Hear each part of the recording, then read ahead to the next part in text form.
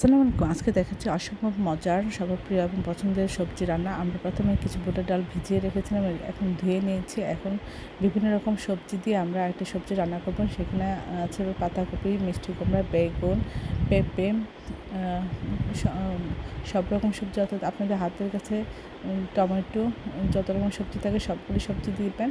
আর তারপরে এর মধ্যে কিছু পেঁয়াজ, কাঁচামরিচ, লবণ, আদা চামচ হলুদ গুঁড়ো, আদা চামচ ধনিয়া গুঁড়ো, আদা চামচ জিরা গুঁড়ো, আদা চামচ রসুন, সব কিছু দিয়ে আমরা অল্প পানি দিয়ে এটা একটু রান্না করব। যখন পানিটা একটু কমে যাবে এবং সবগুলো সবজি একটু হবে, সিদ্ধ হয়ে যাবে মোটামুটি, তখন আমরা এখানে পাশাপাশি তেল দিয়ে দিব। তখন এটা খেতে অসাধারণ লাগবে। এভাবে আস্তে আস্তে জাল হয়ে পানিটা কমে যাচ্ছে এবং সিদ্ধ হয়ে যাচ্ছে। সব এটাই আপনারা খেয়াল করবেন যেন সব কিছু মোটামুটি সিদ্ধ হয়ে যায়। তখন আমরা এখানে তেল দিয়ে দেবো। এটা খেতে অসম্ভব মজা হয়। আমরা তেলের মধ্যে পেঁয়াজ দিলাম, দিয়ে কিছুটা ভাজার পরে এখানে 2-3 চামচ রসুন ছেঁচা দিলাম, দিয়ে আমরা সব কিছু ভেজে এর মধ্যে ঢেলে দিব। আর এর মধ্যে আমরা আদা চামচ দিলাম পাঁচফোড়নটা দিলে এর টেস্ট এবং ফ্লেভারটা খুব সুন্দর আসে।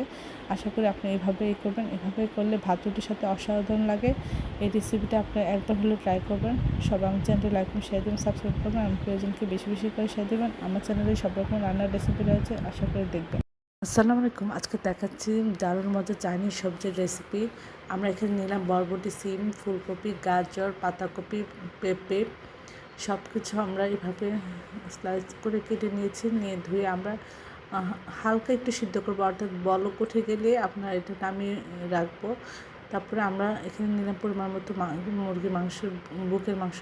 এখন পেঁয়াজ, কাঁচামরিচ একটু ভেজে নিয়ে এখানে মুরগির মাংসটা দিয়ে একটু ভেজে নিচ্ছি।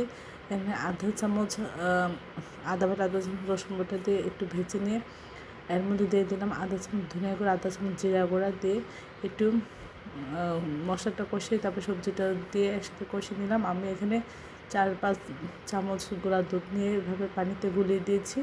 আর এখানে 1 থেকে 2 চামচ বা 1.5 চামচ আমরা এখানে কর্নফ্লাওয়ার আমি একটু ঠান্ডা পানিতে গলিয়ে এর মধ্যে দিয়ে দিব, যেন পাতলা রসালো ভাবটা কম থাকে, একটু গাঢ় গাঢ় একটু হয় ঝোলটা। এটা খেতে অসাধারণ লাগে। আশা করি এভাবে এই রেসিপিটা একবার হলেও খাবেন। এটা খেতে দুর্দান্ত লাগে। এটা ছোটো বড়ো সবার খুব প্রিয় এবং পছন্দের। এই রেসিপিটা অসাধারণ হয়। সবাই আমার চ্যানেলটি লাইক করুন, শেয়ার দেবেন, সাবস্ক্রাইব করুন, প্রিয়জনকে বেশি বেশি করে শেয়ার দেবেন। আমার চ্যানেলে সব রকমের রান্নার রেসিপি রয়েছে, আশা করি দেবেন।